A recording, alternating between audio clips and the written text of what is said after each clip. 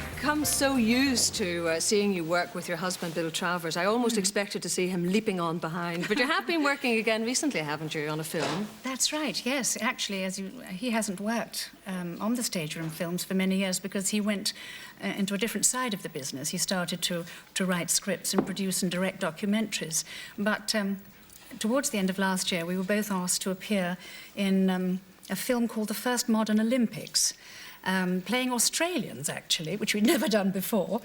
It's the story of the first modern Olympic Games in 1896. They took place in Athens, and we played the parents of the Australian athlete who won the 800 metres.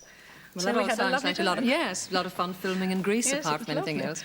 But I mean, having made your name pretty well in films, nevertheless, if we go back to your stage experience, you did have the advantage of working with some of the great names in theatre when you were really quite young. Yes, was that a bit daunting at that stage?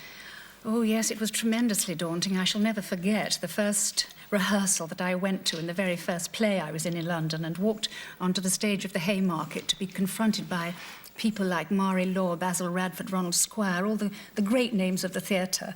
And then in my second play, I had the good fortune to work with Sir John Gielgud and Flora Robson and Anna Wynyard. So I had a very, very incredible time when I started. How does Sir John Gielgud treat you? Because he has such a wonderful reputation to work with, apart from anything else. Yes, it's well deserved. He's the most wonderful person and very, very kind to young people who are feeling anxious and nervous, as I certainly was in those days. And he's a great giggler, you know. He giggles on stage as well. And he makes you laugh and relaxes you, and he was a great support and help to us. Wasn't he supposed to throw you to the ground fiercely or something in that particular play? Well, no, that was in a film of the Barretts of Wimpole Street, and I played his rather naughty daughter, Henrietta. And at one moment, when he was very, very angry with me, he had to take me by the wrists and force me down on my knees in front of him. And he was terribly upset. He came to me after, "My dear child, I'm so sorry, I didn't mean to hurt you." I said, "No, I don't mind being hurt. Go on, do it more," you know. He was absolutely fantastic. Well, after all the filming, you're about to go back on stage again. I mean, this time back into Shakespeare in Stratford. Is that a fairly challenging prospect at this stage in your career? Well, it is really, because I haven't been on the stage in Shakespeare since, well, I hardly like to say. I think it was sort of the late 50s in the theatre. I'd done 2 televisions, but not the theatre. So it is very, very, very exciting, but very daunting to go to Stratford, where I've never worked. I've worked with the Royal Shakespeare Company in London in the 60s, but never at Stratford, so I am tremendously excited about that. Hamlet is at this time? Yes, I'm playing Gertrude, the Queen, in Hamlet, to Roger Rees's Hamlet. So that's going to be marvellous moment, I'm sure, for me. It's often occurred to me when watching your films that you seem to have had to work through some rather fierce climatic conditions. You always seem to be going through some jungle or swamp or other.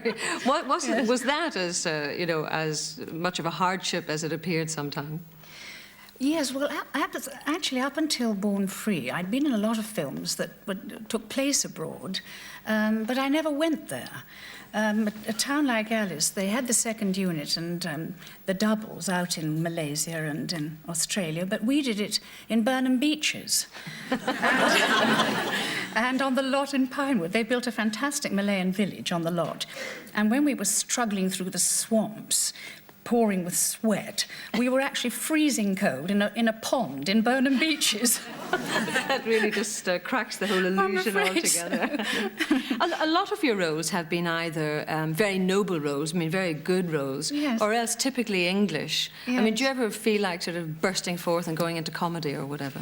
Oh, yes, I really do, because actually it is quite difficult being serious all the time. And luckily, well, it was a rather long time ago, I worked with Bill in The Smallest Show on Earth, which was a film about an old flea pit cinema.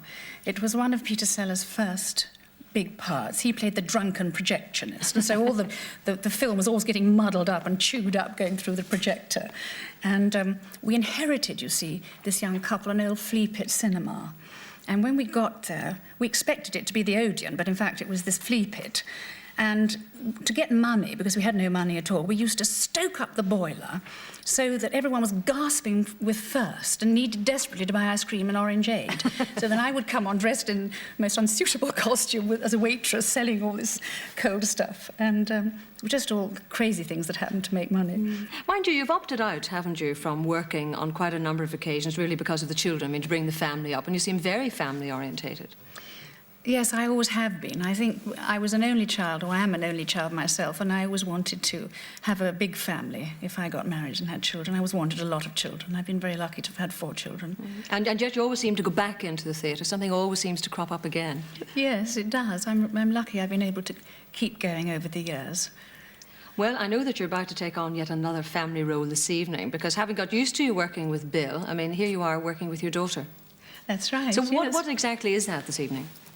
Well, it's a song that we're going to do together in the charity performance at Drury Lane for ASBA, which is the Association for Spina Bifida and Hydrocephalus. And it's an evening of over 100 actors and actresses who don't normally sing and dance, singing and dancing. Did you encourage your daughter Louise to go into theatre? I don't believe in discouraging or encouraging. I think children should make their own minds up and then receive encouragement.